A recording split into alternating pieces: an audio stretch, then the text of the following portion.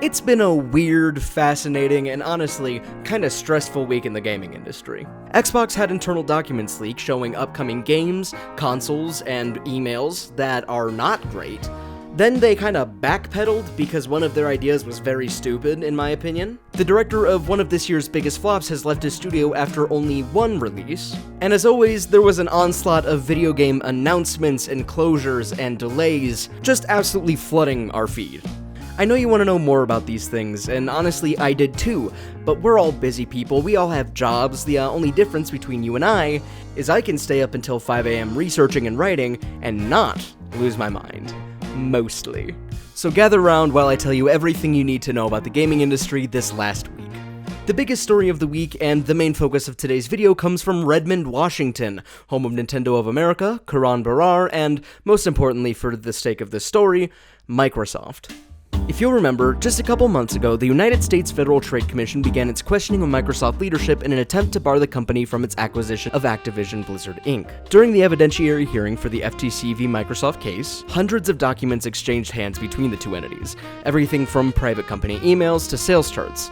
Essentially, the presentation of these documents was necessary to assure the FTC that gaming on Xbox wasn't going to be bolstered exclusively by having games like Call of Duty on Game Pass, and that the company didn't plan on taking Call of Duty exclusive, which would have been a big no-no, because that game makes like $1 gwindillion every year. The US Federal Trade Commission did end up withdrawing its injunction on the purchase. And while the FTC does maintain the right to try and block it again, the ball now lies in the metaphorical hands of competition regulators in the UK.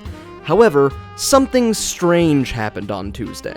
It appears that somewhere within the pipe directing the flow of documents between Microsoft and the FTC, something went horribly wrong, and the pipe didn't just leak, it burst, and I've been sopping it up with a goddamn ShamWow since. In what's being called one of the biggest leaks in gaming history, dozens of these documents were made visible to the public. Everything from slideshows and graphs about the future of Xbox to private emails from Microsoft Gaming CEO Phil Spencer were suddenly available for anyone to see. And while they did try to get them taken down as fast as possible, I got my little grubby hands on them, and I read them, because I thought it'd be fun, and I wanted to share with you all. I'll summarize these leaks the best I can, but links will be provided in the description to a few wonderful articles by authors at The Verge, the people who initially broke this story on Tuesday. So if you want to read further or have any questions, please do refer to them. I not only give you permission to do so, but I encourage you to. This shit is fascinating. The most important part of the leak, or at the very least the one with the most concrete information, comes in the form of Roadmap to 2030, a 20-slide PowerPoint presentation that outlines how Microsoft plans to handle the next few years of the 9th generation of console gaming. Their plans are interesting, I'll say. For the most part, they're very good, but one part in particular kind of rubs me the wrong way. I think you'll know it when you see it, and if you don't know it, you'll know because I will start screaming about it because it pisses me off. The presentation begins with a comparison between where Xbox was before the launch of the Series generation and where they're at today, showing the substantial growth in ways for people to digest the Xbox brand, especially focusing on how cloud gaming vastly increased access to Xbox games and services. Then, the next slide takes a bit of a turn. Titled Xbox Gaming Beyond, this slide gives us our first taste of what's to come throughout the rest of this presentation. Brand new, never-before-seen controllers, a gaming keyboard, a mouse, a dedicated handheld console, and most importantly, a mid-generation console refresh.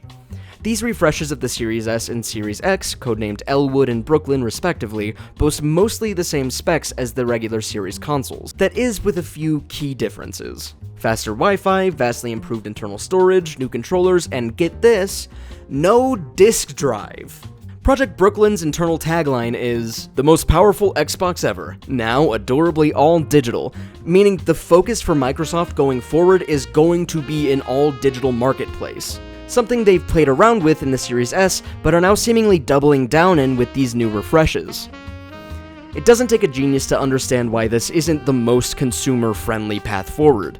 Secondhand game stores will be all but kaput, all game licenses would go directly through Microsoft themselves, and backwards compatibility would be a thing of the past, which, mind you, is something that the Series X had over the PlayStation 5 at launch. People really wanted to go back and play those old Xbox games, and they made it easy because all you had to do was put in a regular Xbox disc. It just worked. An all-digital marketplace could also have the side effect of leaving behind gamers without high-speed internet access. I live in the middle of nowhere, and while I'm lucky to have high-speed internet nowadays, I didn't always. Until about 3 years ago, I was only able to buy and play physical editions of games, because the time and bandwidth required to install games digitally just far outweighed the amount of joy I would get by playing those games, which sounds stupid, but when you wait 5 days for Spider-Man PS4 to download, you kinda just say fuck it, and stop trying. While I don't want to assume Microsoft is intentionally pricing out people unable to afford fast internet speeds, I do think it's interesting that this is happening right alongside a massive push for cloud gaming from the company. If they want to make the Xbox Game Pass experience truly cohesive, they need people to use xCloud. And the only people who can use xCloud are, you guessed it, the kind of people who can afford to have high-speed internet access. This wouldn't be as hard of a pill to swallow if it weren't for one major bizarre choice listed in the description of the Series X refresh. These mid-generation updates will cost the same price as the launch editions, but now without the ability to use any of the games you've purchased physically. Which, why the fuck? Who would do that? Who would buy that, respectfully? Sorry, I don't mean to rant, it just pisses me off a little bit. And I think it pissed many more people off as well, as Phil Spencer, head of Microsoft Gaming, made a statement to Microsoft employees regarding these leaks shortly after their removal from general public access, which, before we move on from hardware leaks, I feel like I should read it out in its entirety. Quote, "Team, today several documents submitted in court proceedings related to our proposed acquisition of Activision Blizzard were unintentionally disclosed. I know this is disappointing, even if many of the documents are well over a year old and our plans have evolved. I also know we all take the confidentiality of our plans and partners' information very seriously. This leak obviously is not us living up to that expectation. We will learn from what happened and be better going forward. We all put incredible amounts of passion and energy into our work, and this is never how we want that hard work to be shared with the community. That said, there's so much more to be excited about, and when we're ready, we'll share the real plans with our players." In closing, I appreciate all the work that you pour into Team Xbox to surprise and delight our players. In the days and weeks ahead, let's stay focused on what we can control, continuing the amazing success of Starfield, the upcoming launch of the incredible and accessible Forza Motorsport, and continuing to build games, services, and devices that millions of players can enjoy. Phil. Hey, wait a minute. Why did the last third of that sound like an advertisement for Xbox? They already know what games you're working on. They work for you. You didn't need to put that in there. I don't believe this was just meant for Xbox employees. This absolutely reads like a PR play, but it's whatever. It's fine. Anyway, here's some more stuff they can't control because I don't know anything to Phil Spencer. That guy has a net worth of $25 million and is the CEO of one of the biggest companies in the world. I don't give a shit how he feels. Sorry you're disappointed, Phil, but I have a job to do. I'm just gonna run through these as we've got a few other things to talk about in this video, but here were the games that were leaked through these documents. Keep in mind, this list is about 3 years old, so things not only could have, but almost certainly have changed in the time since. Elder Scrolls Oblivion Remaster, originally set for fiscal year 2022, Doom Year Zero, likely a sequel to Doom Eternal and its DLC, originally set for 2023, and a Fallout 3 remaster, a sequel to Ghostwire Tokyo, and most interesting to me, Dishonored 3, all set for fiscal year 2024. Remember how I said the ball is in the hands of courts in the UK? I wrote that last night at 3 o'clock in the morning. You will never believe what happened at 3:30 in the morning. God damn it. Fine. Here's what Bobby, worst CEO in gaming, Kotick, had to say about the announcement. Team, I want to share an important update on our planned merger with Microsoft.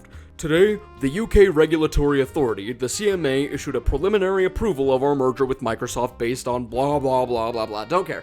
Basically, the CMA said they're pretty cool with Activision getting purchased up by Microsoft, but they have to check with a couple third parties first just to make sure it's not like completely illegal for them to do that, which they'll probably be fine with, meaning the deal will likely go on around October 18th, and it will most likely be successful, making this the most expensive deal in gaming history, coming in at about $69 billion, that's billion with a B, also nice, or in other words, just over 5 times higher than the previous record for most expensive gaming acquisition.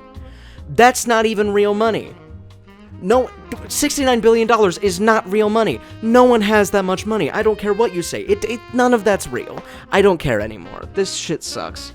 Also, Phil Spencer said he wanted to buy Nintendo and Valve, but that would never happen. Also, shut the hell up, Phil Spencer. I do not care about you. Okay, let's move on to the big three. Let's wrap things up here. Every single week, I'm gonna give you the 3 biggest things of the week, specifically the biggest game studio news of the week, the biggest game release of the week, and the biggest game announcement of the week, because those 3 things almost always have something happen. For biggest studio news, Glenn Schofield, creator of Dead Space, has officially parted ways with Striking Distance, the studio he co-founded, after the release of the Callisto Protocol, his spiritual successor to the aforementioned horror hit, did not do well, critically or financially. Quote, "Creating Striking Distance Studios has been an incredible journey, and I'm so proud of what we've achieved with the Callisto Protocol, a game close to my heart.